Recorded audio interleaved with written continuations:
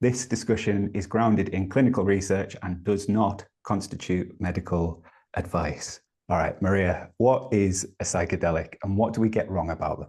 It depends who you ask this question.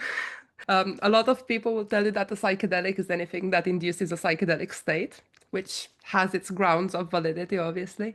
Mhm. But if we are to speak from a sort of agreed upon scientific perspective, it would be something that acts on a very specific serotonergic receptor, which is the serotonergic 2A receptor in the brain. And essentially, a substance that would mimic sufficiently the molecular structure of serotonin would, in some circumstances, act on this receptor and then induce the very characteristic psychedelic effects with like visual distortions, consciousness alterations, and a whole plethora of others, really.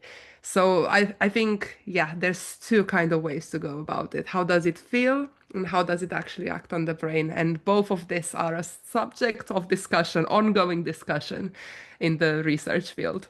You can have drugs, substances that might induce hallucinations and effects like psychedelics, but not all of these substances are themselves chemically psychedelics. Is that right? Yeah, that's precisely right. And I think ketamine is a very good example here. So ketamine, pharmacologically speaking, is an NMDA antagonist. So it blocks the NMDA receptors, which are some receptors in the brain that are specifically involved in, I would say, most commonly memory function is what's attributed to their function, but they don't primarily act on the serotonergic system. Although I would also mention here that a lot of the drugs that produce very intense experiences actually act not only on one system or on one receptor, even though that tends to be the receptor their effect is attributed to.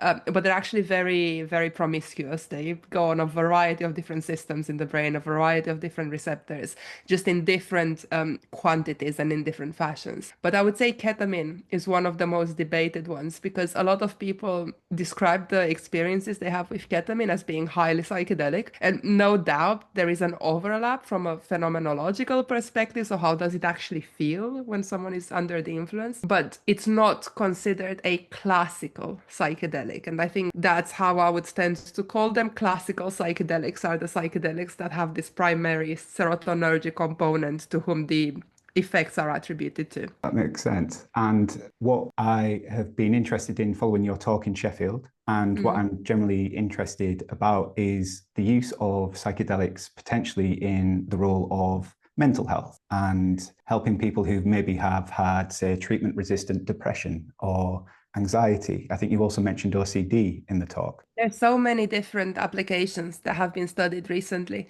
There's really been a major psychedelic boom, I would say, in science. Yeah. So when I first started, none of this was yet around. There was a lot of interest. That was like over 10 years ago at this point. But I think depression was the first target. And some of my colleagues at Imperial College actually run a major trial looking at treatment-resistant depression. And what they noted was that psychedelics, well, two doses of psilocybin, but the effects were seen after the first one, really, were equivalent in reducing mental health symptoms associated with treatment-resistant depression as much as escitalopram was. Escitalopram being one of the primary line of treatments for depression. When you look at this in your research, you describe the kind of promiscuous effects of these drugs. What do you think triggers these responses in people? Recovery aspect of it? Is it that so many areas are lit up or that blood flow is restricted, or is it both? Yeah, no, sure.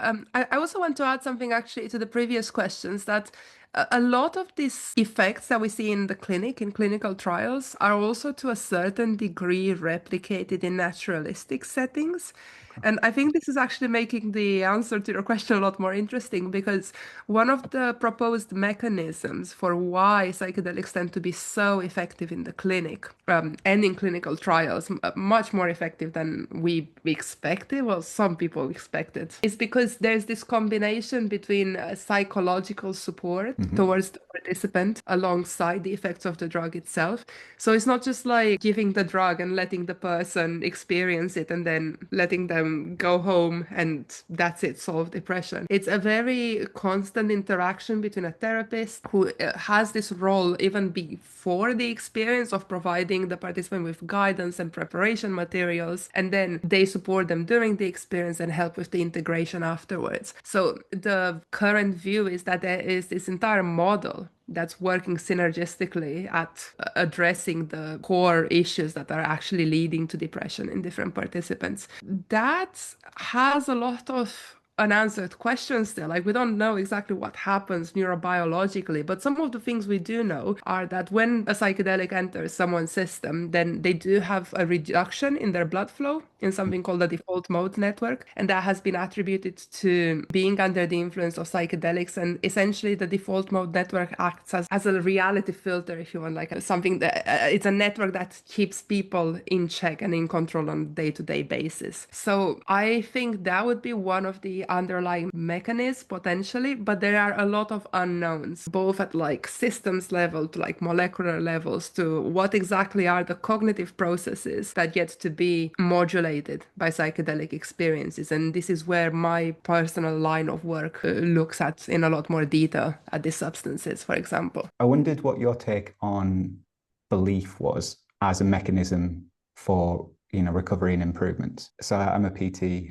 I've worked with people on building muscle and on losing fat and keeping it off. And it's not just that people have gotten stronger. It's not just that they've built bigger muscles or they have gotten into clothes that they used to, or they get into new clothes or anything like that. It's the notion that they change who they are. Once a person believes that they can be different, then they become different. And as somebody who's struggled also with, massive depression, I've woken up on days and just felt that nothing was possible. Things were always going to be this way. But you'd have those moments where things just were a little bit different.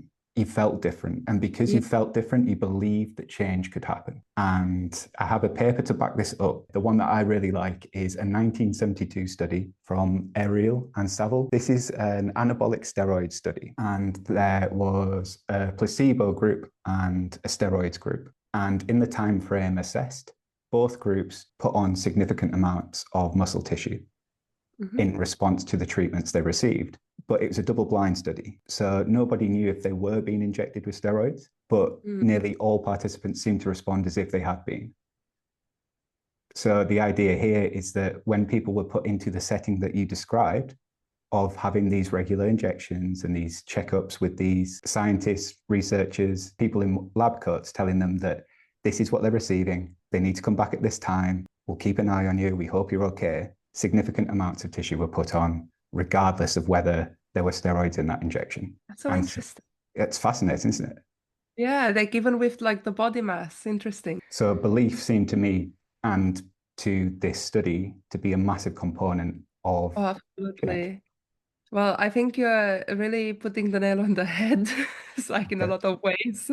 I think belief is very important, and it's something that I don't think people have historically accounted for much in psychedelics research. There's definitely a movement towards trying to acknowledge that this is a major factor shaping outcomes, and people are starting to like try to design methods to actually account for it in the scientific method as well. And when they're doing data collection to like surveys people's previous experiences, previous beliefs about the psychedelic, what sort of media they consumed before, very important. Psychedelic experiences are highly suggestibility inducing experiences. So what that basically means is that when someone is in that state, they have quite a relaxed set of priors, I would say. So it's more easy for them to like respond to suggestions, whereas in a normal day-to-day setting, they may not necessarily respond to that. And there's another layer here, which is the fact that the narrative about psychedelics, and I actually have a paper on this myself, has changed through the years. And there's some solid evidence, I would say, that it does actually lead to influencing the experiences. And I'll give you an example here, several examples actually. So with like bigger psychedelic trials, it's actually not unheard of for participants to drop out when they realize they're on the placebo arm. I would say on one hand, people would go into these trials because psychedelics have the promise of delivering certain relief from mental health symptoms that no other therapeutics have done for those particular people. So if you think of treatment-resistant depression, those are individuals who tried so many different types of treatments before. So they have a high hope that this will work for them, but then that hope interacts with the media that they consume about this. And I would say the discourse and the narrative about psychedelics has definitely significantly changed, a lot more positive these days, which is fair and so far as it is actually backed up by actual evidence. But there are definitely cases where this positivity might be exaggerated in certain instances, and then it might create these very high expectations for individuals. So when they end up having a psychedelic experience, well, several things can happen. One of which would be that expectation synergistically interacts with the experience, which is positive, and then there's like a super increased positive outcome, which is great for everyone. But there are other cases as well in which if the participant has that expectation, but the experience doesn't meet the expectation, they might feel quite deflated and like not so motivated further afterwards, to say so. And there's also the other circumstance where someone might actually end up on a placebo arm and they just realize straight away, because it's very, very hard to like mask a psychedelic experience and create a placebo that can make someone believe they're on something else. It's not like an injection, for example, where you don't feel what's actually inside you. The experience gives it away immediately in most cases. I would say that that's also like a concern, people dropping out. And this is not unheard of. This has happened in various trials. And I would say there is definitely something very important to consider. Something that's more related to the type of work that I do, which is not so much clinical, but looking at naturalistic drug use. So looking outside of the laboratory, how these drugs influence people. One of the studies I was involved in several years ago actually looked at microdosing and following several hundred people along who are doing a microdosing protocol, how would that influence their mental health? It turned out that quite positively when you look at a group level. But then if you start digging a bit deeper with like additional analysis, you realize that this effect was driven by people who had very high expectations that their mental health would actually improve as a result of microdosing. Whereas for those who did not come in with the same level of expectation, the positive outcome wasn't really there to the same degree. I think this is very interesting to think about. What's the level of expectation? What is the influence of the pre-existing knowledge about the substances that individuals go into the experience with? I think that, yeah, just in my opinion, that's why it's so important to actually do science communication, and not only why it's important to paint an accurate picture about the effects of psychedelics, so individuals know not necessarily what to expect, because that is ineffable to a certain degree, but to understand how the various factors are going to shape their outcome. And I think this knowledge can be very empowering for individuals. In terms of the placebo, if you were able to control the setting in such a way that you had the sugar pill or whatever it is, the neutral, the non-harming thing, but the environment was something like you're in a white box room with 3D sound and a 3D projector, for instance, and both groups were presented with this after being given whatever substance they were being tracked with or for. So the idea would be that you can't necessarily induce the effect, but if both sets of people are put into the same circumstance afterwards, and then watching them in what is an altered environment, if that could have an effect. I don't know. I'm just trying to conceptualize a placebo. I think you're making an interesting proposal with the placebo. I think it's a lot easier to make someone believe they're on a psychedelic if you inject them with saline solution than it is to make someone who is on a psychedelic that they are on a placebo. Okay. It's definitely very challenging. In my personal appraisal of the matter, I think the only way to really run trials is to like just play around with the dosage, basically, and like try low doses versus higher doses and so on, because different substances are not going to mimic the psychedelic state enough. However, I have seen a trial design before that was using, I think, amphetamines, a certain amphetamine to try to induce like a state of arousal that could like be mashed by of the psychedelic, but without the actual psychedelic. And by that I mean like the experiential rich mental effects that psychedelic would elicit. And I thought that was quite interesting because essentially you could isolate that, and some people might believe that, oh, maybe I'm just not getting the mental imagery with this. But I think it's extremely hard. An interesting study that I read was actually dealing with, I think, Olson et al., the authors, and I'm pretty sure like some of the listeners might already be familiar with this, but essentially what the researchers tried doing was to tell everyone that they are running an experiment to look at creativity and psychedelics, and they invited everyone, the scientists present were very, very formal, that this is a very intense experiment going on here. There was nothing actually in what they were giving people. They put them in like a party-ish setting. They gave them paper and crayons and like a lot of art supplies, and there was some music on, and everyone was having fun. And then at the end, they asked them how intense was their psychedelic experience, and like majority of participants stated that it was extremely intense. And a very, very, very good drug that they received. There was nothing. So I think the setup, much akin to what you're trying to say, could induce some of that. Right. The belief, the power of the brain is really, really insanely high. So yeah, it's very much possible. And with psychedelics, even more so relevant than with other drugs. How did you get into this as a field of study? What would you say your actual title is? What's your origin story to get to this point, Maria? I grew up in an academic family, I would say. My father was a professor of medicine, so I always had an interest in science. I think I always thought that drugs are some of the most interesting ways in which people may change not only their brain states, but also the courses of their lives. By watching what was going on with society, I think I made this decision quite early on that I was going to study psychedelics. I was first year in my degree, I was doing a medical degree, and I thought I was very well positioned to actually look into this from a scientific perspective. At the time when I made this decision in like the early 2010s, the psychedelic boom that we have today wasn't present. It was still extremely taboo to talk about this. And I remember being in the medical school library and reading LSD My Problem Child by Albert Hoffman. And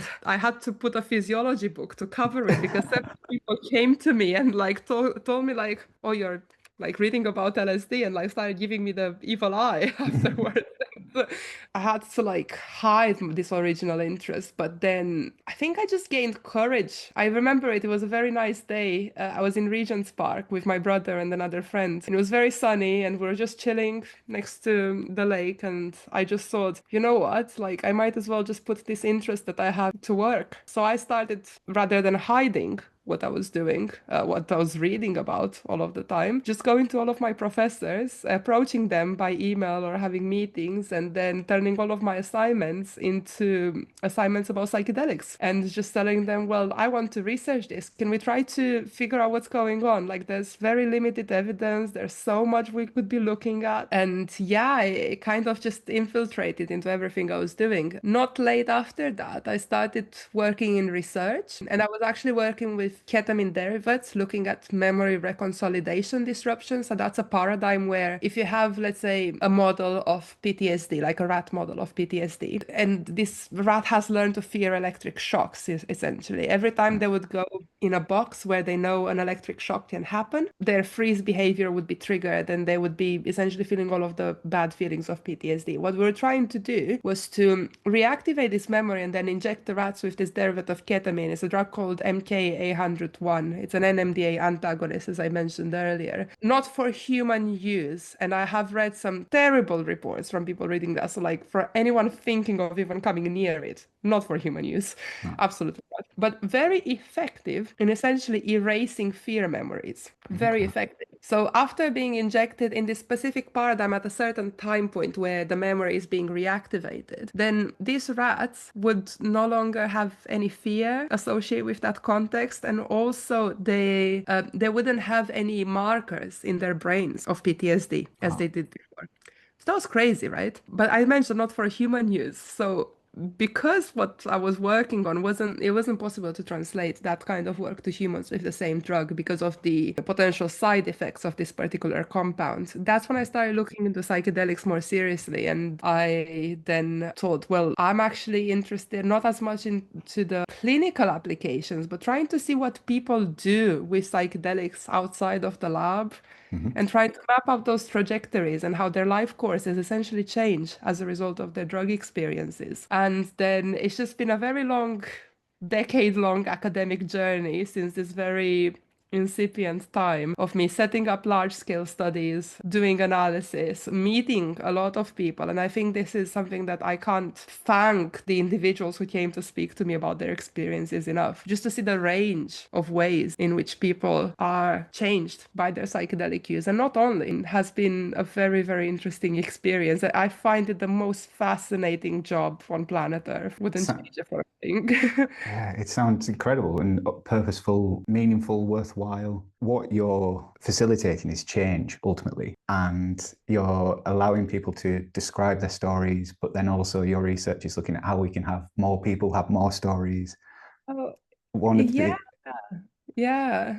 One of the quotes from your talk, which I really enjoyed, I'll paraphrase, but I think you'll know the one I mean, is from Huxley, that it's not the Oh, drug yeah. that causes the change, it occasions the change. Hmm. And something that I've observed as a PT, as an amateur athlete, is the runner's high and Yeah. how you can work out with such intensity that you feel like you're on a different plane afterwards. The feelings of elation and relaxation. And you've discussed this as well, the ability to preside and reside in an altered state from the day to day, the default control network shut down maybe, and just feel bliss and feel like anything's possible. And that comes from your exertion. That comes from something that you've done, you've chosen to do. And so it does feel like the body is capable of this. It doesn't have to be something's put in. It's that, as Yeah. Huxley says, it's the moment. It's having the feeling that you can change or be different could lead to that difference. To like paraphrase Lady Gaga, we were born this way. So like, um, no, but Excellent. seriously, I think that's like, yeah, once again, the most fascinating aspect of all of this work was when I have two children Mhm. myself. And with the first one, I had my first one during the pandemic, so I wasn't really exposed to many mom groups. But with the second one, pandemic was already past. So that was great because I got to meet so many people and to attend so many local community groups like yoga groups and so on. And Mm. I was the last one to give birth in my group basically. But I watched so many stories. I watched so many of my friends during that time, you know. It was crazy to me when I started hearing descriptions of what it was like to give birth. And full disclosure, why I didn't know this, I had a C-section with my first one. Terrible experience, don't Mm. recommend. With the second one, I heard a lot of stories of people actively describing what it was like for them. And I was kind of struck by how similar it was how participants in my study were describing their psychedelic experiences, especially in the cases where the mothers were at home. Mm. They weren't going through the medical established practice for having their children. They just decided to stay at home and have a more natural approach than the intervention-led system that's currently running. And I, I was struck by how similar their experiences were with the drug experiences that I was hearing for all of this many years, you know. And I did study a particular person who described this as being essentially just like taking mushrooms. That's why I wrote that paper, because when my friends started describing things from their births, I looked into the literature everywhere and there was no mention whatsoever about this process. And it got me thinking quite a lot, you know. And I am currently in the process of launching a very large scale study, trying to investigate this more systematically and see to what extent this generalizes. But I do have a very strong feeling that it is a universal human trait. And I don't think it's necessarily women only. You mentioned runner's high. I think that's another instance where it shows that our body is naturally able to produce certain shifts in our perception, our cognition, our experiential reality of that moment that is aching to an altered state. And it doesn't have to be induced by a drug. It's just we have this system of entering those states that have different overlaps. It brings us back to what we were saying at the start, what is a psychedelic? Well, Mhm. anything that induces a state or a pharmacological agent, but the state, I think, is even more important than the drug itself. And the fact that that state is originating from our bodies is even more important, because it's not like we have to put a helmet on and then the helmet contains everything. We have the system, we have the Yeah. brains, the body. The people that you came into contact with who gave birth, and maybe from the experiences that you might have had or been aware of, I'm trying to phrase this in a way, like, I won't be able to give birth, I won't have that experience, but I've heard of a number of people who have given birth who would say that they would do it again despite the pain, despite the trauma. They would go back to it. Do you think that this altered state plays a part in that? I Yeah. think so. One of the things I want to explore is actually what's the connection between feeling this certain like fingerprints of being in an altered state while giving birth and then actually wanting to have more children. Mm. Because you also have the other side, right? Like a lot of women have traumatic births, and that's a reality, and they have severe depression afterwards, which is not the baby blues, which is like a significant bad condition, which often is associated, more often than not, is associated with very, very bad birth experiences. And then they don't want that. But it's almost like maybe, an evolutionary mechanism of ensuring that despite the difficulty of contractions, which tend to be very intense, those in-between moments that feel like an altered state may act like a mechanism of making women want to come back to that realm, come back to that outer state. And it's almost like chasing the high, the Mm. beauty that goes hand in hand with the rational, conceptual beauty of having a child. I think definitely plays a role. And, I do wonder, we are definitely going through a crisis with the birth rates worldwide at the moment. And I do definitely wonder whether it's actually a crisis it's a result of the disconnect we have with our bodies more and more, with who we are. And we're so good at like technology and data and mapping out all of those things, but not at looking back in the mirror and being like, well, this is actually a human body that is undergoing these states, and they might drive towards something more fundamental than just like a data point in a big cohort. I think there is a tendency to defer and default our enjoyment and emotion to external things. So it's so easy, obviously, to look up a video on your phone or to send a text message or to be outside of yourself because of, say, the devices that we're on. Even this call is only possible because of a device, something in between. Now, hopefully the conversation has been organic and human and people have felt stimulated by it. But how easy is it to set this up and to just watch and to just passively consume? Whereas, with something like breath work, for instance, that's all about coming back to the body. And if you get into the groove of that, again, you can reach an altered state. Having been lightheaded, for want of a better phrase, because of my breath work, and felt those moments where sound just takes longer and there aren't any other things to worry about other than the feeling of vibration in and outside and around my body. I am conscious of trying to do more with less external input. And I think if we were all to take a moment to just breathe and to breathe deeply and to not look to ChatGPT for therapy and to actually ask ourselves what's going on and to sit with pain and to sit with discomfort, then sure, maybe we could tap into something a little bit deeper and be more in our bodies. And if more people give birth, it's more people in bodies, literally, but embodying the More people body. trust themselves to go there, maybe. It's So scary, isn't it? yeah, well, I think it is. I mean, just talking about the whole birth situation, right? It feels like we turned a natural process that can definitely go wrong. And again, I'm very happy. So this is not medical advice at the start. There's definitely like a space for obstetrics there, obviously. Mm. Um, but I do also truly believe that a huge element in the over medicalization in certain cases is due to fear. Yeah. And fear is kind of bad, right? Because it ends up ruling us in so many ways. It ends up ruling whether we get to experience these natural states or not, in what way we get to experience those, whether it's legal to even go there mentally, you know? We definitely need to do a reform societally wise, I believe, and that would be to replace fear with knowledge. For sure. Yeah. And one of the biggest factors in whether somebody had successful or were able to tap into psychedelic states from the research that you mentioned was neuroticism. You know, were these people open-minded? Were they neurotic? And people who tended towards open-mindedness and, by the sounds of it, suggestibility, typically had more of a psychedelic experience. And some people who might have been given these substances didn't respond in the same way, or maybe didn't respond at all. Was that right? They responded, those who were more neurotic, but not well. Mm, I think there was an association with a higher level of challenges yeah. during the experience, whereas people who are more open-minded tend to have more positive experiences and long-term well-being associated outcomes. So I think definitely personality plays a role, but yeah, there's a bigger question, I suppose, whether personality is innate or learned.